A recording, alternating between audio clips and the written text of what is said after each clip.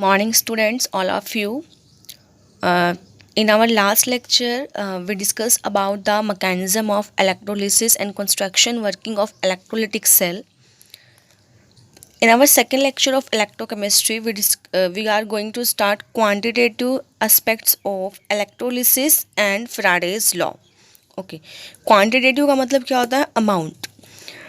जब भी आप किसी इलेक्ट्रोकेमिकल सेल या इलेक्ट्रोलिटिक सेल में से करंट को पास करते हो तो वहाँ पे जब इलेक्ट्रोलिसिस का मैकेनिज्म होता है तो एक पर्टिकुलर जो मेटल होती है वो किसी इलेक्ट्रोड पे डिपॉजिट होती है या कोई भी गैस होती है वो किसी भी इलेक्ट्रोड पे लिबरेट होती है। जैसे कि आपने लास्टली किया हुआ था तो NaCl एक्वस की जब आपने इलेक्ट्रोलिसिस की हुई थी तो आपने देखा था जो हाइड्रोजन गैस है वो एक इलेक्ट्रोड पे, क्लोरीन है वो दूसरे इलेक्ट्रोड पे लिबरेट हुई थी।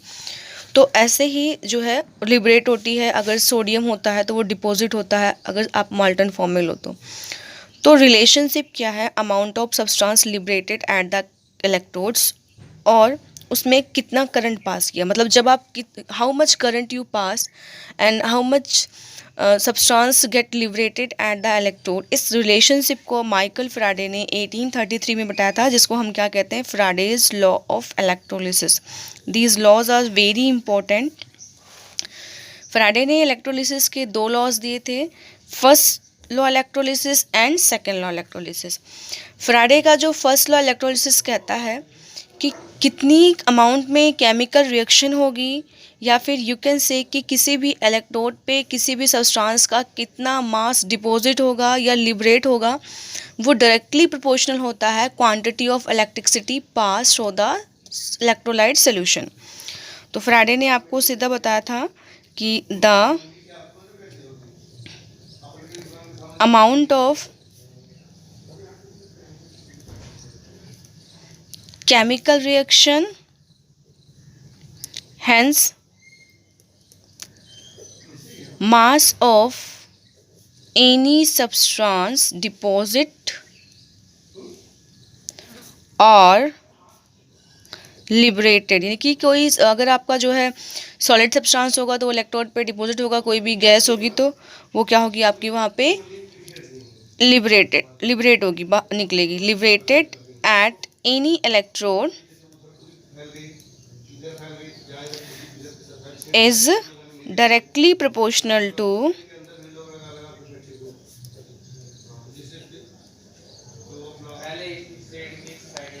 quantity of electricity passed।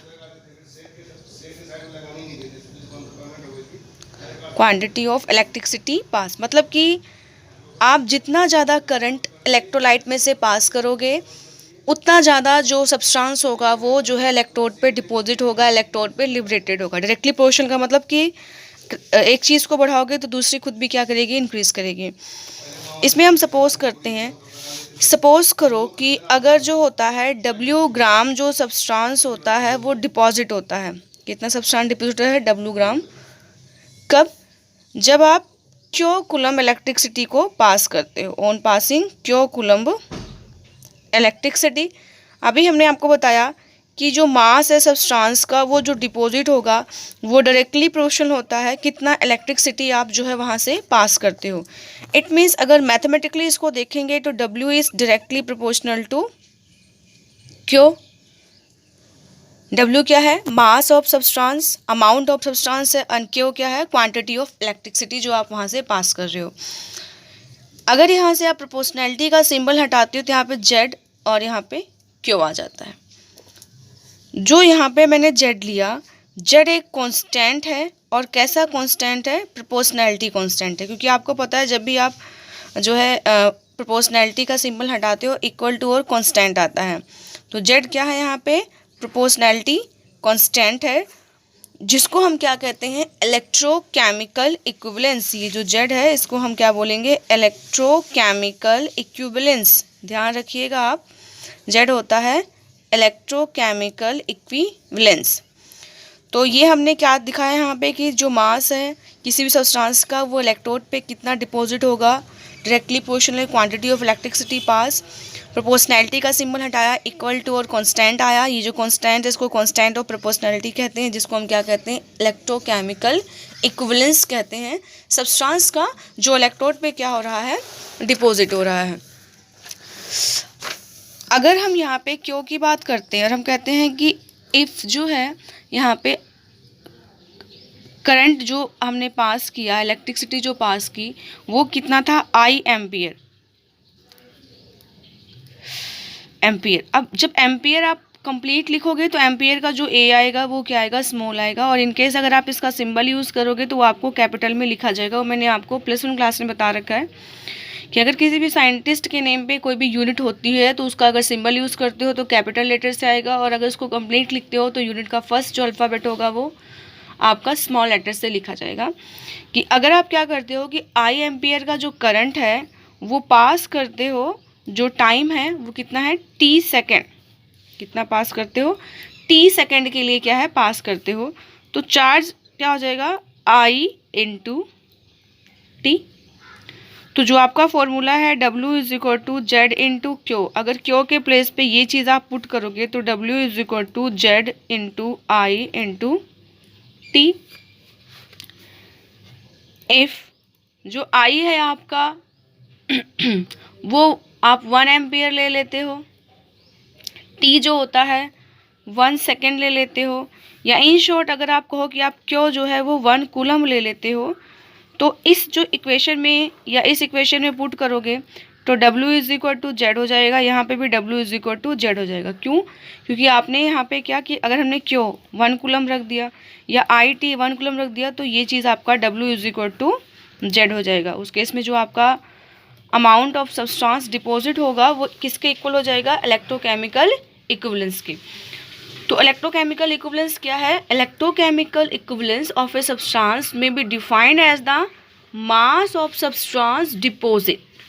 Mass of substance deposit कब, when 1 ampere current is pass through the for 1 second. कि जब आप 1 एम्पियर का करंट 1 सेकेंड के लिए पास करते हो उस टाइम जो इलेक्ट्रोकेमिकल इक्विवेलेंट होता है वो किसके इक्वल होता है, जो भी मास इलेक्ट्रोड का डिपॉजिट होता है। या आप कहते हो कि अगर आप 1 कूलम का जो चार्ज है वो पास करते हो उस टाइम जो आपका इलेक्ट्रोकेमिकल इक्विवेलेंस होता है वो किसके इक्वल होता है, मास ऑफ सब्सटेंस डिपॉजिट। तो ये आपका क्या था, फ्राडे फर्स्ट लॉ इलेक्ट्रोलिसिस। फ्राडे का फर्स्ट लॉ इलेक्ट्रोलिसिस बहुत इंपॉर्टेंट है, इवन कि दोनों लॉज इंपॉर्टेंट हैं। तो फ्राडे का जो फर्स्ट लॉ इलेक्ट्रोलिसिस है वो यही कहता है कि जो है किसी भी सब्सटेंस का कितना अमाउंट जो है वो किसी भी इलेक्ट्रोड पे डिपॉजिट होगा वो डायरेक्टली पोर्शन होता है क्वांटिटी ऑफ इलेक्ट्रिसिटी पास्ड। जितना ज़्यादा इलेक्ट्रिसिटी पास करोगे उतना ज़्यादा वहाँ पे आपका चार्ज डिपॉजिट होगा, मास डिपॉजिट होगा। उसके बाद हम सेकेंड करेंगे Faraday's second law of electrolysis. Faraday's second law of electrolysis. Faraday ने 2 लॉज दिए थे, फर्स्ट हमने कर लिए, अब हम सेकेंड करेंगे। फ्राडे का सेकेंड लॉ कहता है कि अगर आप सेम क्वांटिटी की इलेक्ट्रिसिटी पास करते हो सोल्यूशन से डिफरेंट इलेक्ट्रोलाइट के जो सीरीज़ में कनेक्टेड है, मतलब कि सपोज करो मैंने यहाँ पे एक से ज़्यादा इलेक्ट्रोलाइट सेल ले ली, एक ये ले लिया और दूसरा मैंने ये ले लिया।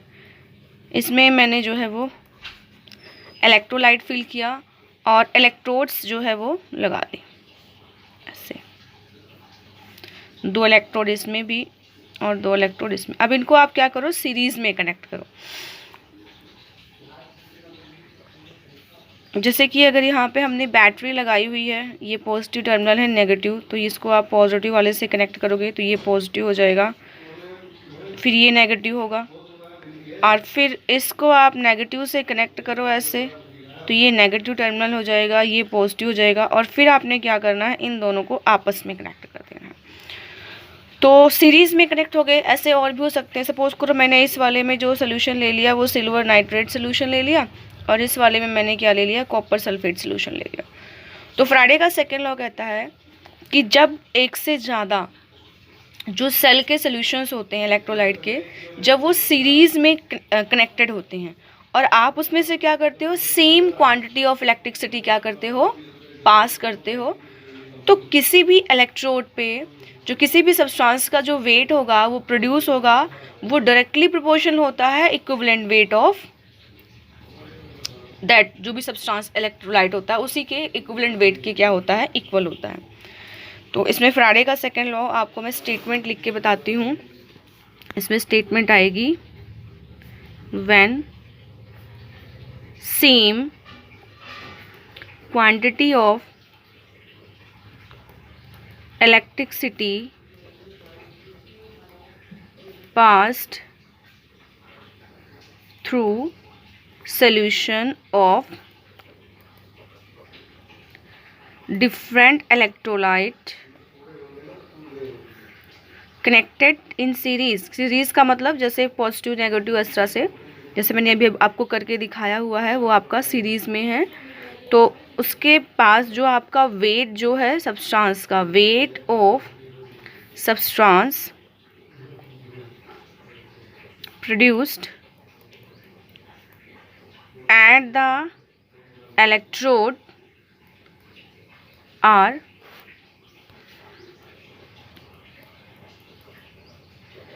directly proportional to their equivalent weight. आपको इक्विवेलेंट वेट निकालना आता है एसिड का भी, बेस का भी, सॉल्ट का भी, हर किसी का। कि एसिड का निकालने के लिए molecular mass divide by the basicity, base का निकालने के लिए molecular mass divide by the acidity, salt का निकालने के लिए molecular mass divide by the positive valency. तो इस तरह से आप निकालते हो। तो अगर हमने यहाँ पे फॉर एग्जांपल 2 सोल्यूशन लिए हैं, सिल्वर नाइट्रेट का और कॉपर सल्फेट का, तो फैराडे का लॉ क्या कहता है कि weight of silver deposit upon weight of copper deposit, क्योंकि मैंने दूसरा सोल्यूशन कॉपर का लिया है, is equal to equivalent weight of silver upon equivalent weight of copper. इसमें इनका जो मास होता है वो 108 होता है सिल्वर का। उसको अगर आप 1 से डिवाइड कर दोगे, जैसे सिल्वर होता है, सिल्वर नाइट्रेट में अगर हम देखें तो सिल्वर की जो पॉजिटिव वैलेंसी होती है पॉजिटिव होती है। अगर यहाँ पे हम कॉपर सल्फेट की बात करते हैं तो कॉपर की जो पॉजिटिव वैलेंसी होती है वो 2 पॉजिटिव होती है। तो कॉपर का जो मास है 63.5, अगर आप उसको 2 से डिवाइड कर दोगे तो उसका इक्विवेलेंट वेट आ जाएगा। तो फैराडे का सेकेंड लॉ क्या कहता है कि किसी भी इलेक्ट्रोड पे जो है किसी भी सब्सटेंस का कितना मास डिपॉजिट होगा, अगर वो सोल्यूशन सीरीज में कनेक्टेड होंगे, उसमें से आप same quantity of electricity pass करते हो, तो वो उसके इक्विवेलेंट मास के क्या होगा, आपके इक्वल होगा। ये फैराडे का आपका सेकेंड लॉ है। फैराडे के आपने 2 लॉज किए, फर्स्ट और सेकेंड। आप फिजिक्स में भी करेंगे बट वो टोटली इससे डिफरेंट होंगे, वो इलेक्ट्रोमैग्नेटिक इंडक्शन पे होंगे, जैसे कि आपने जो है वहाँ पे किया हुआ है मोटर और जनरेटर वाले केस में। तो उसको यहाँ पे नहीं लिखना है, वो कम्प्लीटली क्या है आपका डिफरेंट है। उसके बाद आता है quantitative aspects of electrolysis. Quantitative aspect of electrolysis. हमने मॉल्टन NaCl लिया।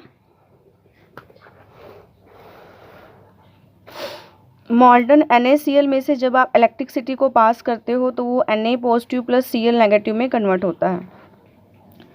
उसके बाद जब ये डिफरेंट इलेक्ट्रोड्स की तरफ मूव करता है तो सोडियम पॉजिटिव एक इलेक्ट्रॉन को एक्सेप्ट करके किस में कन्वर्ट होता है, सोडियम में कन्वर्ट होता है।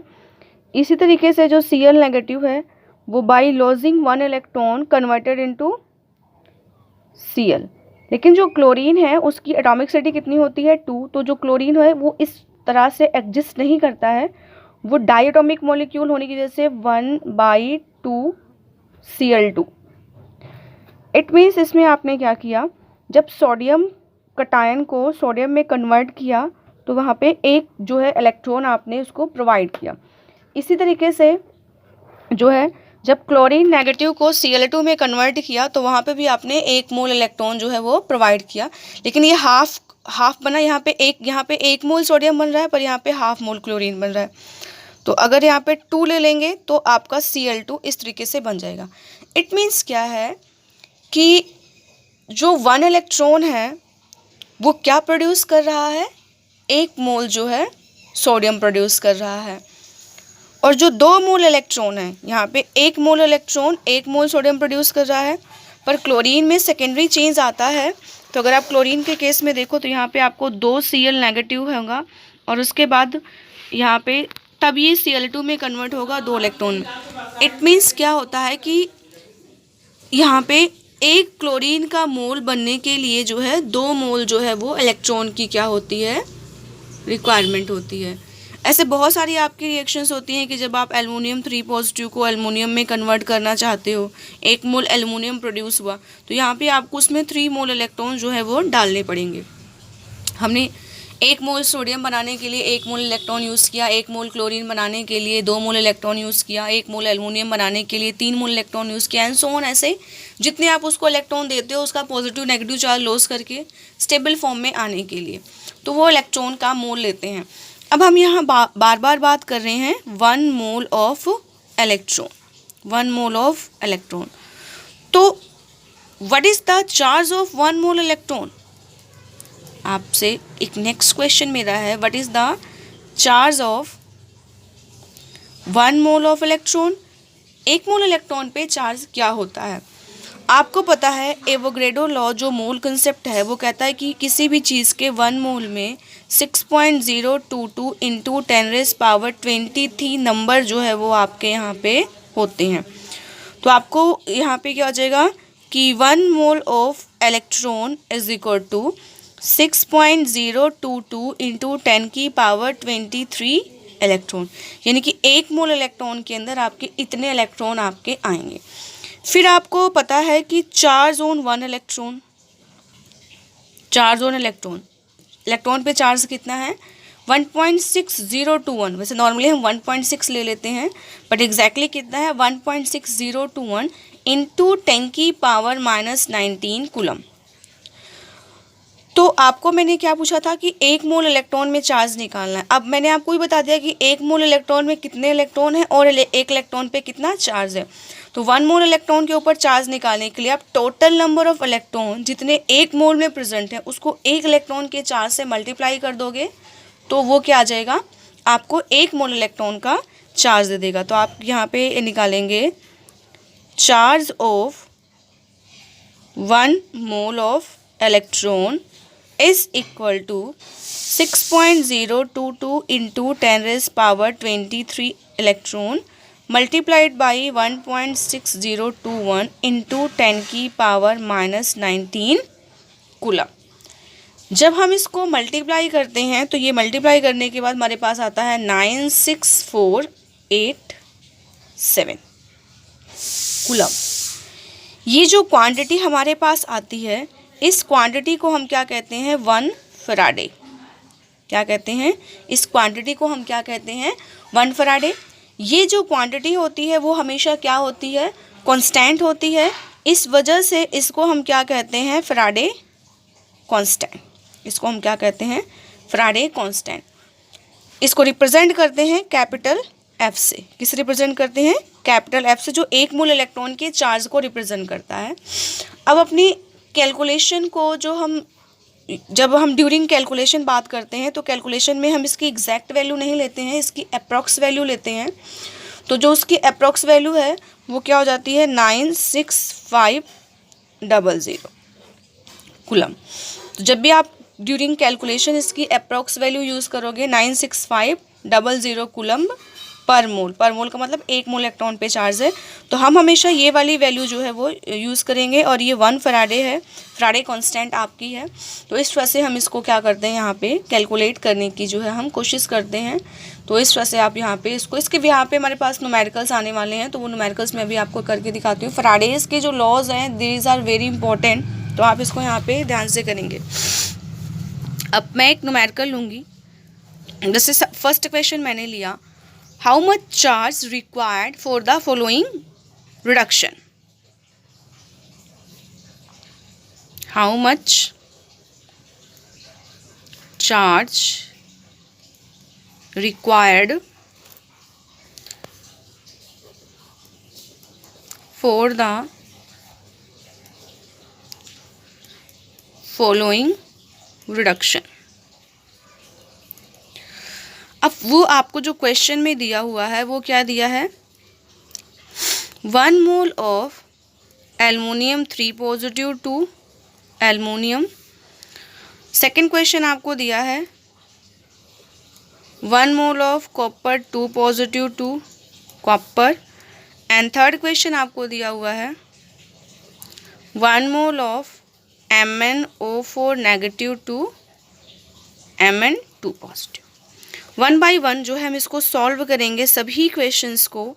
सबसे पहले हम ये क्वेश्चन लेते हैं, फर्स्ट वाला।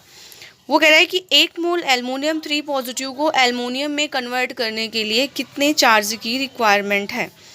तो अगर आप इसकी इलेक्ट्रोड रिएक्शन लिखना चाहते हो बेटा, तो उसमें क्या होगा, एल्युमिनियम 3 पॉजिटिव में अगर इसके ऊपर 3 पॉजिटिव है कि 3 इलेक्ट्रॉन आप डाल दोगे तो वो किस में कन्वर्ट हो जाएगा, एल्युमिनियम में। क्योंकि इसके पास 3 पॉजिटिव चार्ज क्यों आया था, क्योंकि इसने 3 इलेक्ट्रॉन का लॉस किया था। अगर वही 3 इलेक्ट्रॉन आप ऐड कर देते हो तो 3 पॉजिटिव चार्ज क्या हो जाता है, ख़त्म हो जाता है, और किस में कन्वर्ट हो जाता है, ये एल्युमिनियम में कन्वर्ट हो जाता है। यानी कि यहाँ पे जब हम बात करते हैं कि जो क्वांटिटी ऑफ इलेक्ट्रिसिटी रिक्वायर्ड है उसको कम्प्लीटली जो है चेंज करने में, तो वो क्वांटिटी ऑफ इलेक्ट्रिसिटी कितनी है, 3 फैराडे। क्योंकि 3 मोल इलेक्ट्रॉन है, 1 मोल इलेक्ट्रॉन का जो चार्ज होता है वो 1 फैराडे है, और यहाँ पे 3 फैराडे।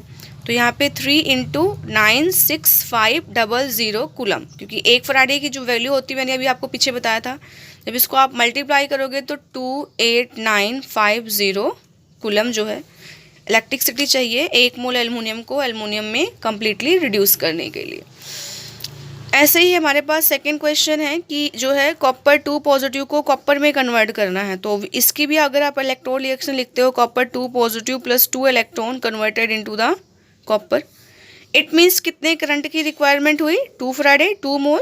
तो 2 × 96500 ये कितना हो जाएगा, 193 कूलम। अब मेरे पास मेरा थर्ड क्वेश्चन है। थर्ड क्वेश्चन क्या कह रहा है कि MnO4 नेगेटिव को Mn2 पॉजिटिव में कन्वर्ट करना है। MnO4 नेगेटिव को Mn2 पॉजिटिव में कन्वर्ट करना है। तो सबसे पहले मुझे यहाँ पे जो मैंगनीज है, मैंगनीज का जो है ऑक्सीडेशन स्टेट कैलकुलेट करनी पड़ेगी। तो इस वाले कंपाउंड में तो आपको मैंने ऑक्सीडेशन स्टेट निकालना सिखाया है। इसको x मानोगे 4 -2 = -1। ऑक्सीजन पे चार्ज कितना होता है, -2, तो मैंने यहाँ पे -2 लिखा, 4 ऑक्सीजन थे, मल्टीप्लाई किया, यहाँ पे एक माइनस का साइन है तो इक्वल लग के वो उधर चला जाएगा। तो आपका x -4 × 2 8 = -1, या x = 8 - 1, और आपका कितना आ गया, +7। यानी कि यहाँ पे जो Mn है वो +7 फॉर्म में है और इस तरफ क्या है, 2 में है। तो +7 से अगर 2 में आप जाते हो, 7 - 2 करके देखो कितने का फ़र्क आता है, 5 इलेक्ट्रॉन का चेंज यहाँ पे आपका आ रहा है। इट मीन्स MnO4 नेगेटिव को Mn2 पॉजिटिव में कन्वर्ट करने के लिए आपको 5 फैराडे करंट की क्या हुई, रिक्वायरमेंट यहाँ पे हुई है। तो 5 फैराडे करंट मतलब क्या हुआ, 5 × 96500 कूलम। इसको आप अगर मल्टीप्लाई करोगे तो आपका आ जाएगा 482,500 कूलम। तो इस तरह से हम जो है 1 फैराडे जो है उसकी वैल्यूज़ के अकॉर्डिंग जो है आपको इसमें जो है कन्वर्ट करके दिखाया। इस यहाँ पे आपको जितने भी क्वेश्चंस आएंगे होप सो आप सारे कर लोगे, क्योंकि बहुत ज़्यादा इजी क्वेश्चन है। थोड़ी सी प्रॉब्लम्स को और ज़्यादा है इसमें कि आएंगी, बट वो हम जो है वो नेक्स्ट लेक्चर में डिस्कस करेंगे। आप ये सारे जो है क्वेश्चंस करेंगे, कोई भी अगर डाउट होगा तो मुझे जो है बताएंगे। और जिन स्टूडेंट्स ने अभी तक चैनल को सब्सक्राइब नहीं किया है तो प्लीज़ वो चैनल को सब्सक्राइब कर लेंगे, ताकि जितनी भी नोटिफिकेशंस हैं न्यू वीडियो की वो आपके पास आती रहें। और लाइक कर देंगे वीडियोज़ को और मुझे बताएंगे कि आपको वीडियोज़ कैसी लगी। Thank you so much.